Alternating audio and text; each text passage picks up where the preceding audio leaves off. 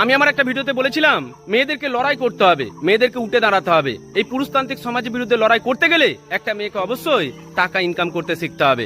সেই video comment বক্সেই একটা দিদি আমাকে খুব সুন্দর কমেন্ট করেছে। সেই দিদির নাম রুম্পা। সেই দিদি আমাকে লিখেছে, আমার নাম রুম্পা, আমার স্বামী আমাকে ছেড়ে চলে গেছে, আমি এখন লটারি বিক্রি করি ভাই, এটা কি আমার ভুল? না দিদি, এটা তোমার ভুল নয়, এটা তোমার ভাগ্য, এটাই তোমার নিয়তি। কোনো মেয়ের স্বামী ছেড়ে চলে যাওয়ার পরে মেয়েটা যদি স্বামীর জন্য চিৎকার করে হাউমাউ করে দিনের পর দিন কাঁদতে থাকে, তাহলে ওই মেয়েটার জীবনে পুনরায় স্বামী সুখ আসবে না, কিংবা ওই মেয়েটার জীবনে কখনোই সুখ শব্দটা আর জুড়বে না। যে মেয়েটা স্বামীকে হারানোর পরে দুবেলা পেটে খাওয়ার জন্য ইনকাম করতে শিখে গেছে, ভালো করে খোঁজ নিয়ে দেখো সেই মেয়েটার জীবনে আর স্বামী শব্দটাই কখনো প্রয়োজন পড়ে না। সুতরাং তোমার লড়াই তুমি একদিন জয়ী হবে। তবুও তোমাকে বলে রাখি দিদি, তোমার জীবনে যদি কখনো বড় কোনো দুঃখ আসে, তাহলে তুমি নির্দ্বিধায় এই অসহায় ভাইটার কাছে চলে আসবে। আমি হাওড়া উলুবেরিয়াতে থাকি, তোমার সাথে হয়তো আমার রক্তের সম্পর্ক নেই, তবু তুমি আমাকে ভাই বলে ডেকেছো, মানে তুমি আমার দিদি।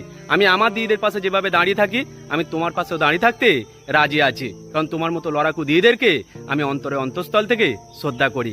ভালো থেকো দিদি, ভালো থাকবেন সকলে।